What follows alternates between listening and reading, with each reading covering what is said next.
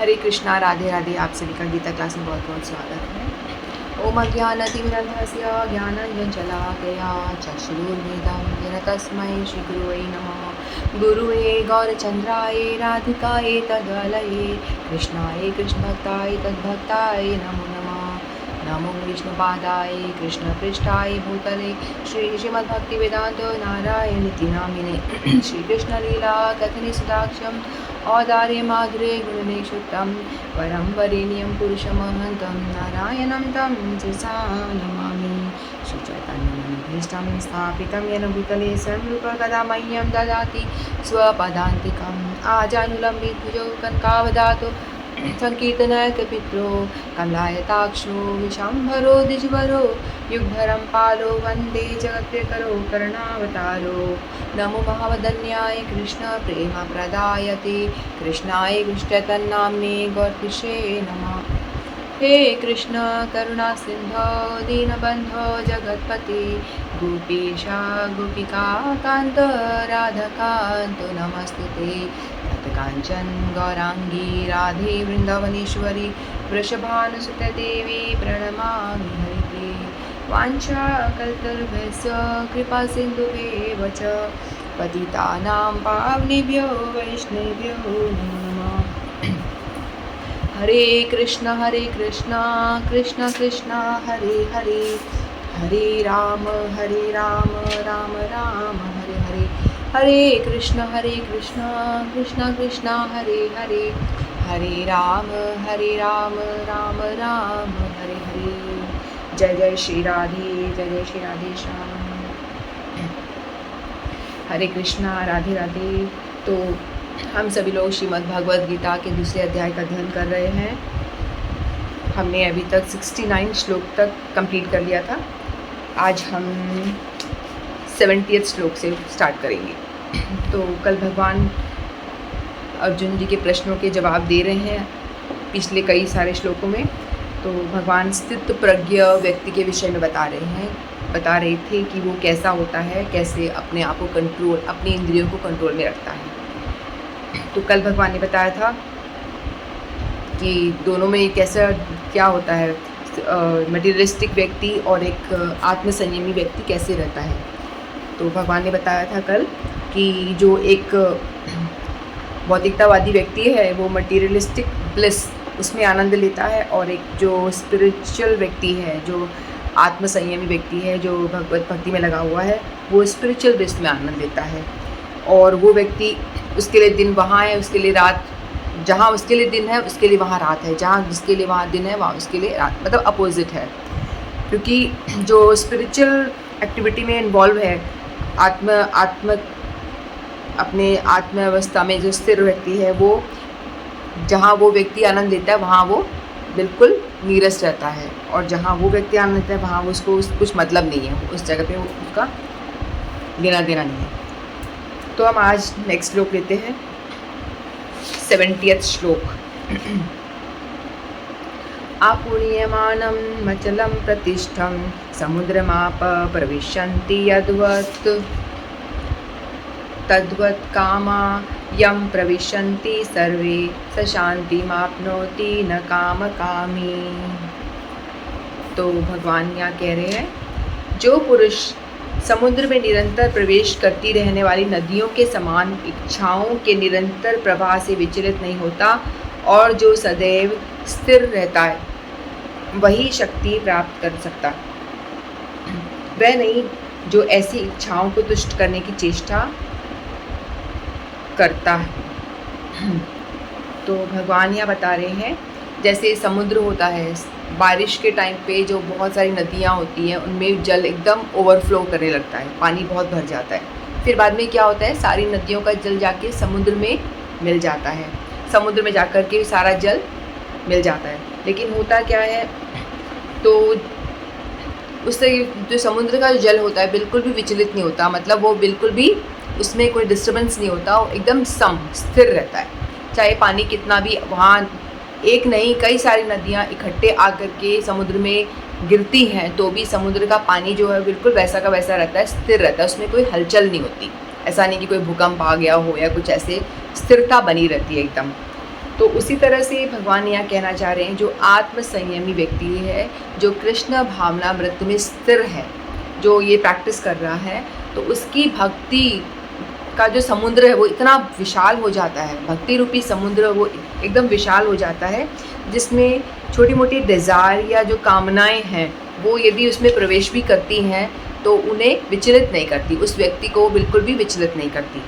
क्योंकि हमारे पास sense organs हैं तो हमारी डिज़ायर्स तो होंगी ना, इंद्रियां हैं तो इंद्रियों की कुछ डिज़ायर्स तो हमेशा होती ही हैं, तो वो आती भी रहेंगी, जाती भी रहेंगी। लेकिन जो व्यक्ति कृष्ण भावनामृत में स्थिर है और भक्ति में लीन है, वो इन छोटी छोटी डिज़ायर से, कामनाओं से विचलित नहीं होता। वो कामनाएं आएंगी और अपने आप, जैसे समुद्र में नदी रूपी कामनाएं उसमें प्रवेश करती हैं और स्थिर हो जाती हैं, समुद्र में कोई हलचल नहीं होती। उसी तरह उस व्यक्ति में कामनाएं तो आ रही, खूब सारी कामनाएं आ रही हैं, छोटी मोटी डिज़ायर, लेकिन उसे प्रभावित नहीं करती, उसे बिल्कुल भी विचलित नहीं करती, मतलब प्रभावित नहीं करती, वो एकदम स्थिर बना रहता है व्यक्ति। जब तक मनुष्य शरीर है तब तक इंद्रिय तृप्ति के लिए शरीर की मांगे बनी रहेंगी, किंतु भक्त अपनी पूर्णता के कारण ऐसी इच्छाओं से विचलित नहीं होता। जो भक्त है वो अपने अंदर वो बिल्कुल पूर्ण होता है, उसको लगता है कि आई एम सेल्फ सेटिस्फाइड, मुझे भगवान की भक्ति करने में आनंद आ रहा है, मुझे और कुछ चाहिए ही नहीं, कुछ और डिज़ायर बची ही नहीं है मेरी, क्योंकि सारी इंद्रियां भगवान की सेवा में लगी हैं और भगवान की सेवा में जो आनंद है वो उसे प्राप्त हो रहा है भक्त को।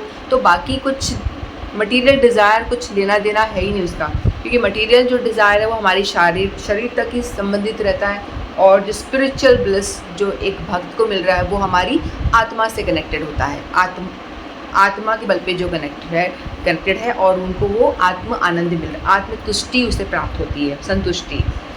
तो किंतु भक्त अपनी पूर्णता के कारण ऐसी इच्छाओं से विचलित नहीं होता।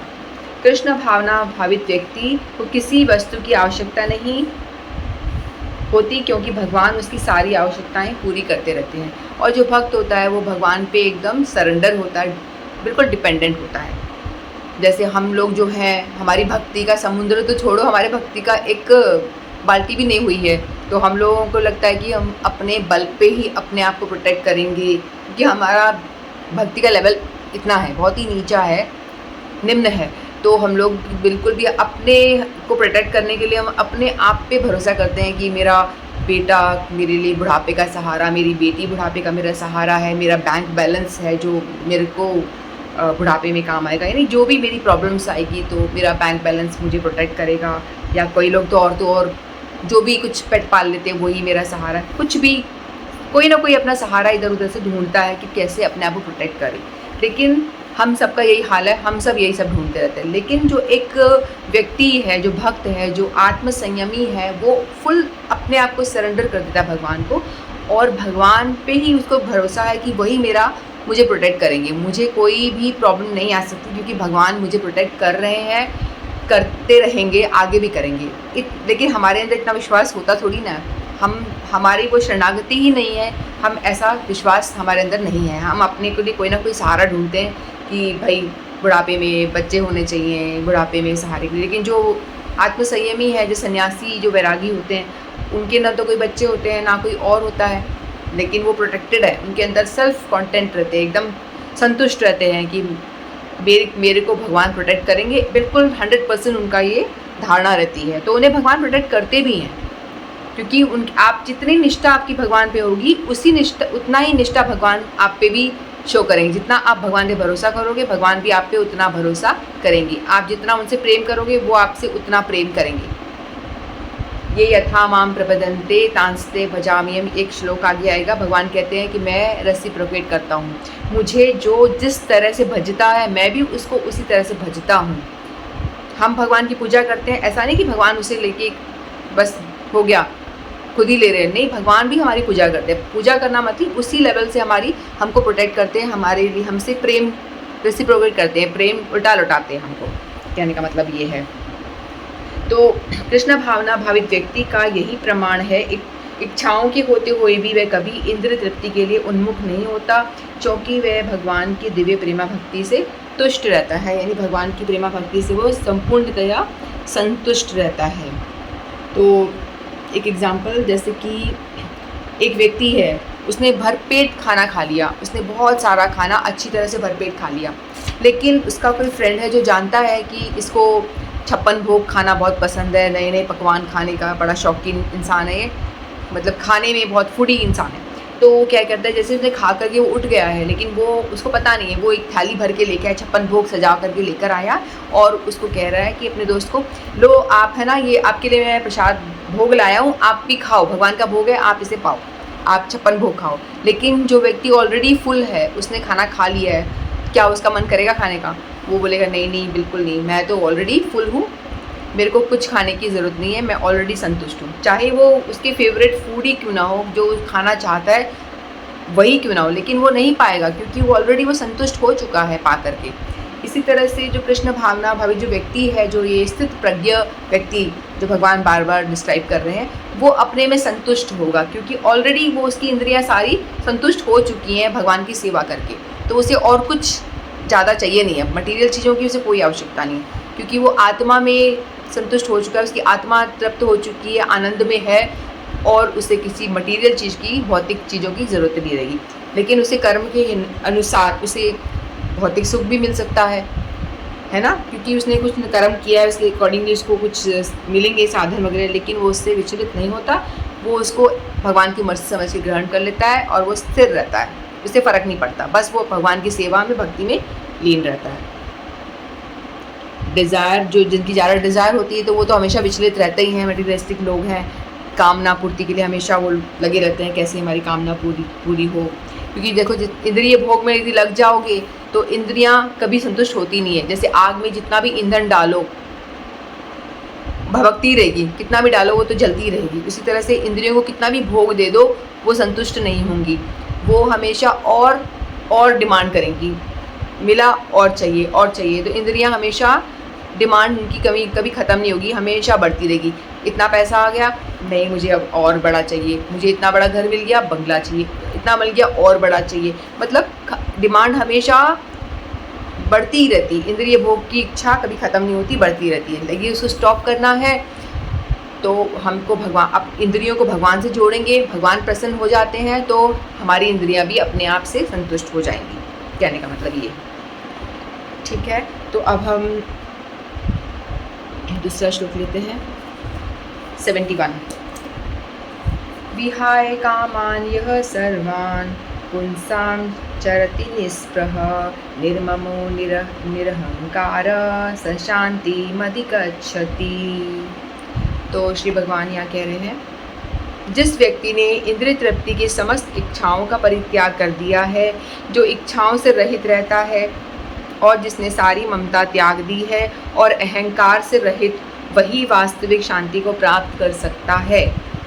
तो भगवान वही कह रहे हैं कि जिसमें अहंकार नहीं है, अहंकार होता है ना हमें, मैं मेरा, वो अहंकार जो होता है, मैं हूँ, मेरा घर, मेरी वस्तु, मेरे बच्चे, मेरा परिवार, सब मेरा, तो लगता है कि सब कुछ मेरा है तो मैं इसको भोगूं। एक भाव बना रहता है कि जो चीज़ मेरा है तो ये मेरे लिए है, मैं इसको भोगूं। तो ये अहंकार रहित होना बहुत ज़रूरी है। जिसमें ये अहंकार होगा तो वो भक्ति में कभी आगे बढ़ ही नहीं सकता, भक्ति कर ही नहीं सकता, क्योंकि हमको पहले ये त्यागना होगा मेरा कुछ है ही नहीं। इनफैक्ट हमारा शरीर भी नहीं है हमारा, है ना। कल हमने डिस्कस किया था कि हमारा शरीर भी हमारा नहीं है। हम कहते हैं मेरा है तो हम अपने आप को रोग मुक्त क्यों नहीं कर लेते? कर नहीं पा रहे ना, क्योंकि हमारा नहीं है, ये रेंटेड है। हमको रेंट के लिए भगवान ने, जैसे रेंट में हम रहते हैं, कुछ समय के लिए दिया है, जब तक हमारा जीवन है उतने दिन के लिए हमको ये शरीर मिला है कि भाई तू इतने दिन इस शरीर में वास कर ले, चाहे तो इसमें अच्छी तरह से जी ले, मेरी भक्ति कर ले, चाहे इसमें रह के उल्टे सीधे काम कर ले। देखो मैंने शरीर दे दिया है और आत्मा को बोला है तो इसमें रेंटेड शरीर में तू रह ले, आराम से रह ले, लेकिन मेरी भक्ति करेगी तो भक्ति करके आप भगवत धाम निकल जाओगे, मेरी तरफ आ जाओगे, या उल्टे सीधे काम करके माया में और लिप्त होके भौतिक में ये जो भव सागर है इसमें गिरते चले जाओगे। तो भगवान ने ये बोला है कि अहंकार से दूर होना पड़ेगा, ममत्व का भाव नहीं होना चाहिए कि जैसे घर में होता है ना, ये मेरी पत्नी है, ये मेरे बच्चे हैं, एक ममता हो जाती है। फिर ममता होती है तो एक एक्सपेक्टेशन, डिज़ायर्स होते हैं, ये मेरे बच्चे हैं, इससे मेरी पर्टिकुलर एक्सपेक्टेशन है, मेरी पत्नी है, मेरे लिए ये बना के दी, मुझे वो बना के दी, मेरे बच्चे हैं तो मेरे लिए ये सेवा करें, वो करें, है ना। तो हमारी डिज़ायर बढ़ जाती है बहुत सारी। ममत्व होता है, पहले अहंकार होता है मेरा, फिर बाद में हमारी ये लगता है कि हमको उससे ममता हो जाती है, अटैचमेंट हो जाता है। फिर अटैचमेंट के बाद हमारी डिज़ायर्स आ जाती हैं बहुत सारी, ये चाहिए, हम वो चाहिए। तो उससे क्या होता है, हम धंसते चले जाते हैं और पतन होता है, और हमारी डिज़ायर पूरी नहीं होती तो फिर क्रोधा भवति सम्मोह, सम्मोह विधि विभ्रमश बुद्धिनाश, वो हमने पढ़ा था। फिर बुद्धिनाश होती है, फिर गिरते हैं, गुस्सा आता है कि मैंने तो इतना करा इनके लिए, ये मेरे लिए कुछ नहीं करते। फिर गुस्सा आता है, फिर हमारी पतन होता है। तो इसलिए अहंकार से दूर होना चाहिए। मेरा कुछ भी नहीं है। जो भक्त होता है वो दीनहीन बनता है, वो कहता है दीनहीन बनता है, नहीं, वो जान जाता है एक्चुअली में कि मेरा वाकई में कुछ नहीं है। जब मेरा शरीर ही मेरा नहीं है तो और सब की तो बातें ही छोड़ो, शरीर ही अपना नहीं है तो और किसी और को हम क्या बोलेंगे, दूसरा इंसान तो दूसरा है। तो इसीलिए हम कोई अहंकार रहित तभी हो पाएंगे जब हमें भगवत थोड़ा बहुत ज्ञान होगा। हम जब समझेंगे कि भक्ति करनी क्यों है, इस बारे में कुछ पता होगा, तभी हम जान पाएंगे और तभी हम अहंकार रहित हो पाएंगे। अगर भक्ति नहीं करेंगे तो हम अहंकार रहित होने का कोई चांस ही नहीं है, हम हमेशा धंसते हुए चले जाएंगे। तो हमारे अहंकार को राइटली सिचुएटेड करना चाहिए। अहंकार को राइटली सिचुएटेड यानी हमें अहंकार होना है तो इस बात का होना चाहिए कि ये मेरे भगवान हैं, जो ये मेरे इष्ट हैं, ये भगवान है जो पूरे जिन्होंने सारा ब्रह्मांड बनाया है, इसका अहंकार कर लो।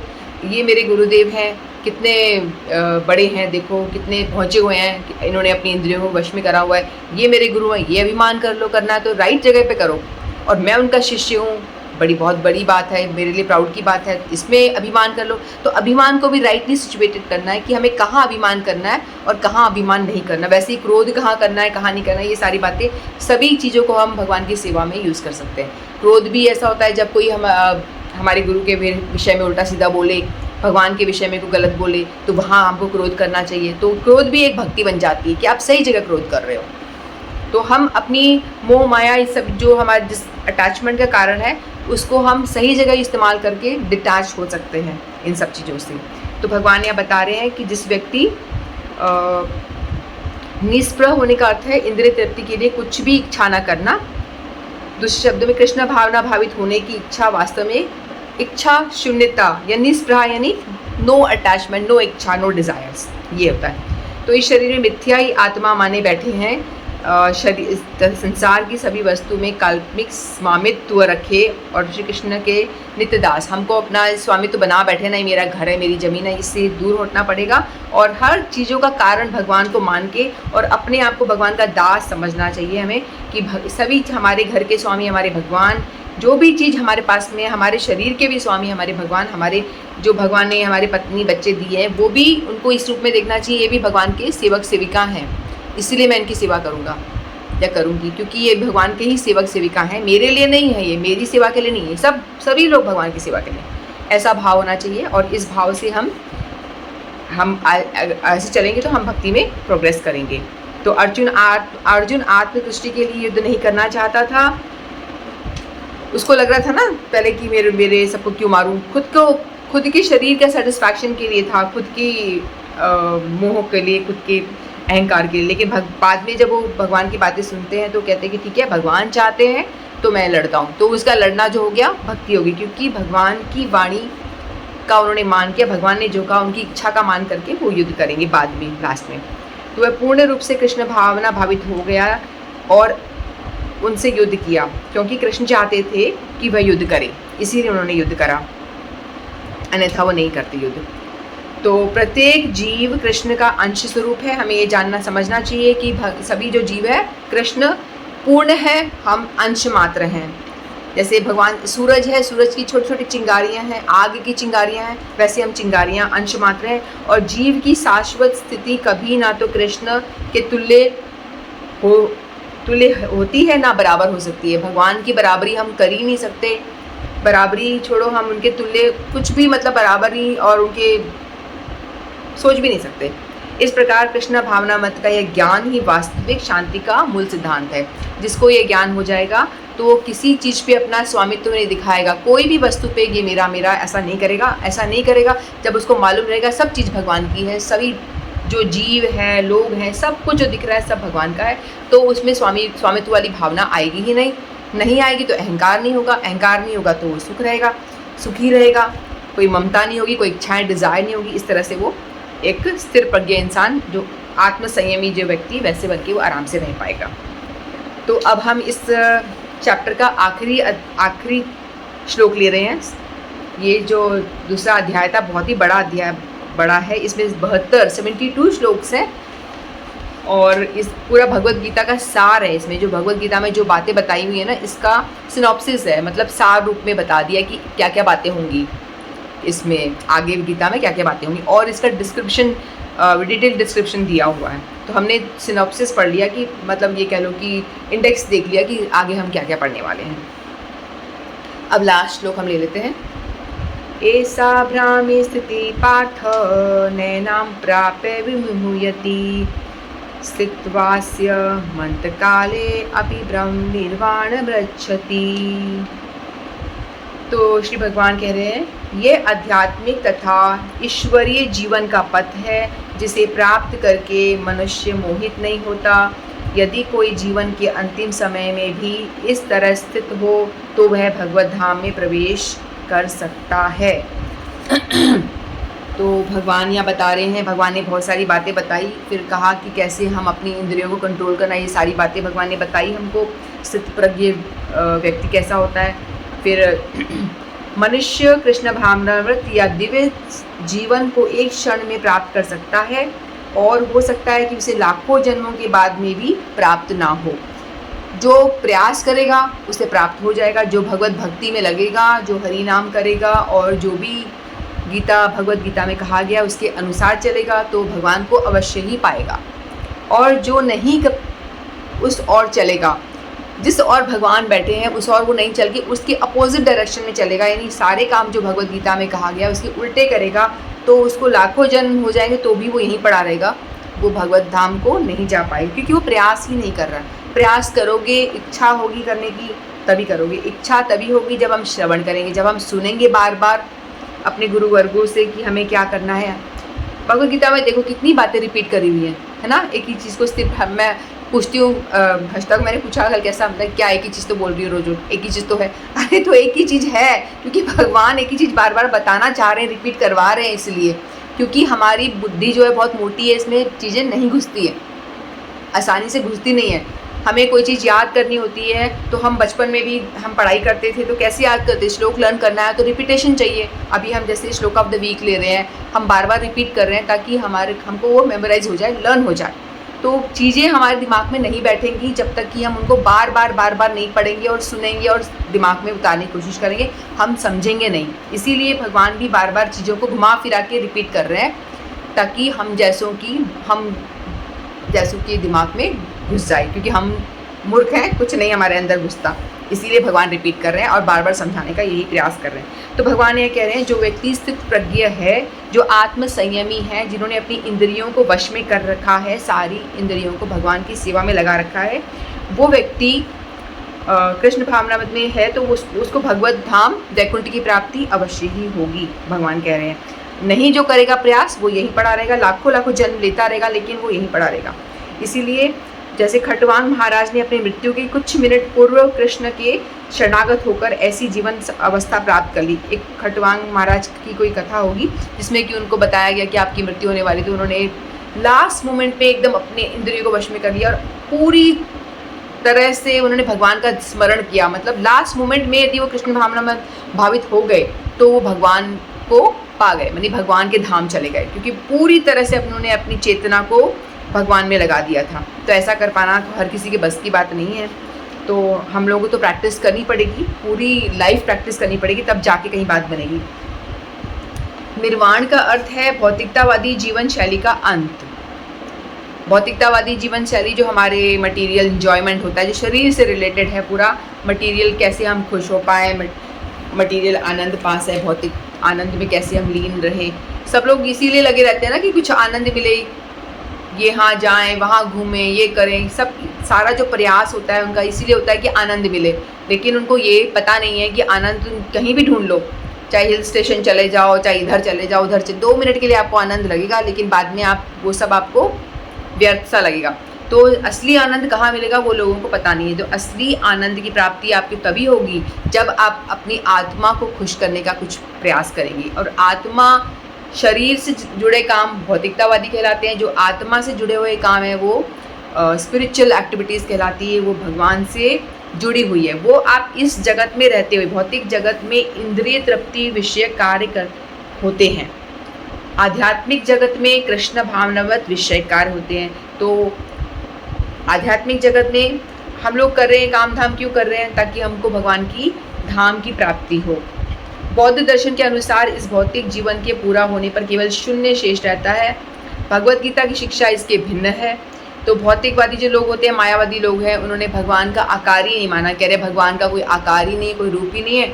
तो वो लोग सोचते हैं, जब अपनी इंद्रियों को कंट्रोल करते हैं, बाद में कहते हैं कि हम मर जाएंगे, उसके बाद में शून्य यानी स्पेस में लीन हो जाएंगे, शून्यवाद, शून्य में लीन हो जाएंगे, कोई अस्तित्व नहीं है। तो ये गलत थ्योरी है। तो भगवत गीता के हिसाब से हम जैसे शरीर त्यागेंगे, जब हमारी भक्ति एक लेवल तक पहुंच जाएगी, पहले तो हमारी ये भौतिक शरीर जो है ना, ये इसका डिस्ट्रॉय तो मरने पे हो जाता है, स्थूल शरीर, फिर सूक्ष्म शरीर, जो इसकी बात हम बार बार कर रहे हैं ना, मन, बुद्धि, अहंकार, चित्त, ये सारी, ये हमारी जब ये भी डिस्ट्रॉय हो जाता है, हमारी कामनाएं को लेकर ये ट्रैवल करता है, हमारी इच्छाएं, डिज़ायर जो बहुत ही डीप डिज़ायर होती है ना, उनको लेकर के वो नेक्स्ट बॉडी में जाता है, फिर और डिज़ायर को लेकर नेक्स्ट बॉडी में, ऐसे बॉडी टू बॉडी ट्रांसफ़र होता रहेगा। लेकिन जब भक्ति में लगेगा, जैसे हमने थोड़ी भक्ति अभी करी, फिर नेक्स्ट लाइफ में थोड़ी और करेंगे, फिर थोड़ी और करेंगे, तो हमारा भक्ति का स्तर ऊंचा उठेगा। उठते उठते जब एक लेवल हमारा अच्छा आ जाएगा, मे बी वो बहुत जन्मों के बाद हो, फिर जब हमारा ऐसा लेवल आएगा तो हमारा जो ये स्थूल शरीर है ना, वो तो सूक्ष्म शरीर है, वो भी जब डिस्ट्रॉय हो जाएगा, तब जाके सिर्फ आत्मा रह जाएगी, तब आत्मा और भगवान के इस धाम में हम प्रवेश कर पाएंगे। इतना टाइम लगेगा। उसके लिए हमारी डिज़ायर पूरी ख़त्म करनी होगी। डिज़ायर ख़त्म तभी होगी जब हमारी सारी डिज़ायर भगवान से जुड़ जाएंगी, तभी डिज़ायर ख़त्म हो पाएंगे, अन्यथा तो कोई उपाय है ही नहीं। जब तक कि हम अपने आप को भगवान से ना जोड़ें, डिज़ायर ख़त्म होने की कोई चांसेस नहीं है। तो भगवान ऐसा बता रहे हैं कि जो वास्तविक जीवन का शुभारंभ इस भौतिक जीवन के पूर्ण होने पे होता है। भगवान कह रहे हैं कि लोग जैसे लोगों का तो यहाँ पे आनंद कर रहे हैं, लेकिन बताया गया है कि ये जीवन तो आपकी सिर्फ प्रिपरेशन में जाएगी, जो वाकई में जो आपका जीवन का शुरुआत होगी ना, वो मरने के बाद होगी, जब आप स्पिरिचुअल लोक में जाएंगे, जब आप गोलोक या वैकुंठ लोक में आप प्रवेश करेंगे, उसके बाद आपकी जो लाइफ है वो है लाइफ, वहाँ आनंद ही आनंद है, वहाँ पे कोई कष्ट नहीं, कोई कुंठा या कोई कष्ट नहीं होगा। तो वहाँ जो लाइफ है उसके लिए हम सारी भक्ति कर रहे हैं, सारा ये प्रयास कर रहे हैं, चैंटिंग वेंटिंग और ये सब जो जप कीर्तन जो भी चल रहा है, स्वाध्याय, भागवत श्रवण, ये सब हम इसीलिए कर रहे हैं ताकि हमारी प्रिपरेशन है, जब हमारा एग्ज़ाम का टाइम आए, जब हमारी डेथ हो, तब हमारे मुंह से भगवान का नाम निकल जाए। हम जप इसीलिए करते हैं, जैसे हम कोई गाना हमें पसंद होता है, हम उसे गाते रहते हैं तो अनायास ही मुँह में आ जाता है, जो भी हमारे फिल्मी सॉन्ग हमें पसंद होता है। उसी तरह से हमें चैंटिंग, चाहे हम ध्यान लगा के करें या बिना ध्यान से करें, बिना मन से भी करेंगे तो कोई बात नहीं, करते रहो। ट्राई करो कि हमेशा मुंह से भगवान का नाम चलता रहे, महामंत्र या राधे राधे, गोविंद गोविंद, जो भी आपको अच्छा लगता है, कुछ भी नाम आपके मुंह से महामंत्र चलता रहे, हरे कृष्णा, क्योंकि जब भी आप विपत्ति में होंगे तो झट से आपके मुंह से आएगा भगवान का नाम आ जाएगा। और हमें नहीं पता कौन सा हमारा लास्ट क्षण है, कब हार्ट अटैक हो जाए, कब मर जाए। अभी बोल रही हूँ मैं, झट से हार्ट अटैक आया मर जाऊँ, तो किसी को कुछ पता नहीं है, एक सेकंड का भी भरोसा नहीं है कि कब इंसान कब मर जाए। तो एवरी टाइम हमें तैयार रहना चाहिए कि कौन सा क्षण हमारा आखिर है। यदि हमने उस एग्ज़ाम को पास कर लिया, उस टाइम पे हमने महामंत्र या भगवान का नाम ले लिया, राधे श्याम कृष्णा, तो डेफिनेटली आप भगवान के लोग जाओगे। तो इसी की प्रैक्टिस हमें करनी है जप करके, कि बस मुंह में इतना प्रैक्टिस करो नाम जपने का कि मरते टाइम आपके मुंह में आ जाए। लोग बोलेंगे क्या है, ठीक है, मरते टाइम बोल देंगे, अभी तो आनंद कर लो, लेकिन नहीं, आप मरोगे उस टाइम पे जो आपने फुल आपकी जीवन टाइम में आपने जो किया, वही पिक्चर आपके आगे रील की तरह घूमेगी। इसको धोखा दिया, इसके साथ ये बुरा किया, इसने तेरे साथ ये करा, वो किया, ये मेरा बेटा, ये मेरी बेटी, वो सारी रील आपके आँख के सामने घूमेगी और आप उन्हीं के स्मरण में फिर आप शरीर का त्याग करोगे, फिर उन्हीं में से जो वही योनि में जाओगे जो इसके बारे में आप स्मरण करते रहोगे। तो अगर आपने अपने मस्तिष्क में भगवान को बिठाया है, भगवान का ही चिंतन हमेशा करने का प्रयास करते हो, 24 घंटे कोशिश कर, ऐसा नहीं बोला कि 5 मिनट पूजा कर ली हो गया। हमारे गुरुदेव वगैरह ये तो ऐसे कहते हैं कि 24 घंटे, दिन में 24 घंटे आप भगवान का स्मरण बनाए रखो।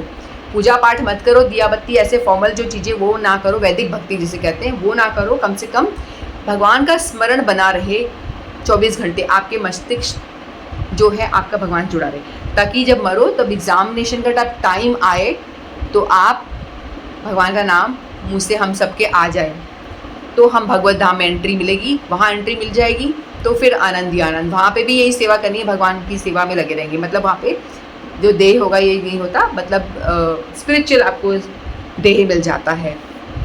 तो ये बताया भगवान ने। तो भगवत धाम तथा भगवत भक्ति के बीच कोई अंतर नहीं है। भगवान ने ये भी बोला है कि भगवत धाम में और भगवत भक्ति में कोई अंतर नहीं है। यदि हम यहाँ रह कर के भी भगवत भक्ति कर रहे हैं, जैसे अभी हम सारे मिलके भगवत गीता का अध्ययन कर रहे हैं, तो ये मानो कि हम लोग सारे के सारे जो हैं इस भौतिक जगत में नहीं हैं। हम सारे के सारे यदि हम ध्यान से सुन रहे हैं, तो यदि हम काम करते करते कुछ कर रहे हैं तो बात अलग है, कुछ खा रहे हो तो बात अलग है, क्योंकि हम सभी कैमरे बंद हैं, हमें नहीं पता कौन क्या कर रहा है। तो इसीलिए अगर कंसंट्रेशन के साथ में, हम बड़ी श्रद्धा के साथ में भगवत गीता के उपदेशों को ग्रहण करने का प्रयास कर रहे हैं, तो आप 100% ये मान लो कि आप भगवत स्पिरिचुअल प्लेटफॉर्म पे ही बैठे हो, आप यहाँ नहीं बैठे हो, गोलोक धाम में ही बैठे हो। ऐसा यहाँ लिखा हुआ है, मैं नहीं कह रही, ये लिखा है यहाँ पे। भगवत धाम तथा भगवत भक्ति के बीच कोई अंतर नहीं है। जो भी स्पिरिचुअल एक्टिविटी की गई है वो आपको स्पिरिचुअल प्लेटफॉर्म पे ही ले जाती है, वो आप भौतिक जगत में नहीं हो, आप स्पिरिचुअल मतलब उस लोक में जाते हो, क्योंकि दोनों चरम पद है। अतः भगवान की दिव्य प्रेमा भक्ति में व्यस्त रहने का अर्थ है भगवत धाम को प्राप्त करना। भौतिक जगत में इंद्रिय तृप्ति विषयकार होते हैं, आध्यात्मिक जगत में कृष्ण भावनाव्रत विषय यानी कृष्ण भाव से रिलेटेड काम होते हैं। इसी जीवन में ही कृष्ण भावनाव्रत की प्राप्ति तत्काल ब्रह्म प्राप्ति जैसी है, यानी भगवत धाम की प्राप्ति होगी। तो भगवत भक्ति को मुक्त अवस्था माना गया है। तो हम लोग यदि यहाँ पे भी रह के कुछ भी स्पिरिचुअल भक्ति करने की प्रयास करते हैं तो हम अपने आप को उसी लोक में समझें, क्योंकि हम स्पिरिचुअल प्लेटफॉर्म पे ही होते हैं। और यदि हम ऐसा करते करते अगर हम बाई चांस ऐसा हो पाया, भगवान की बड़ी कृपा हुई कि हमारा नाम मुँह से निकल गया, तो हम सबका कल्याण हो जाएगा और हम सभी और जो भी स्थित प्रज्ञ व्यक्ति है वो भगवत धाम जाता है, वैकुंठ धाम जाता है, गोलोक धाम जाता है और वहाँ स्पिरिचुअल आनंद की अनुभूति करता है। तो आज हमारा दूसरा अध्याय समाप्त हुआ, जिसे भगवान ने 3 मेन चीज़ों के बारे में बताया। आत्मा और परमात्मा के विषय में बताया, आत्मा क्या है, परमात्मा। फिर भगवान ने बताया सर्वधर्म, स्वधर्म और नित्य धर्म के बारे में बताया। स्वधर्म जो अपनी बॉडी से रिलेटेड काम करते हैं, नित्य धर्म भगवान से रिलेटेड जो काम करते हैं, और दोनों को बैलेंस करके चलने के बारे में बताया कि दोनों को बैलेंस करके आप चलो, स्वधर्म भी करो, अपनी भौतिक लाइफ भी जियो और स्पिरिचुअल लाइफ को भी जियो, और दोनों को मिक्स करके आप अच्छे से बैलेंस बना के चलो, ताकि आप मेंटली भी स्टेबल रहो, बॉडीली भी आप स्पिरिचुअली मटेरियली भी ग्रो करो, स्पिरिचुअली भी ग्रो करो, दोनों तरह से आपका ग्रोथ हो। फिर लास्ट में आप आत्माराम बन पाओगे। यदि आपकी इंद्रियां भगवान में रहेंगी तो आप आत्माराम बन पाओगे, स्थित प्रज्ञ व्यक्ति बन पाओगे और आप भगवान धाम जाओगे। ये है हमारा ये सेकंड अध्याय यहाँ समाप्त हुआ। तो इतना ही कह के मैं अपनी वाणी को विराम दूंगी। वांछा कल्पतरुभ्यश्च कृपा सिंधुभ्येव च पतितानां पावनेभ्यो वैष्णवेभ्यो नमो नमः। श्रीमद् भगवद गीता की जय, समस्त भक्तवृंद की जय। हरे कृष्णा, राधे राधे।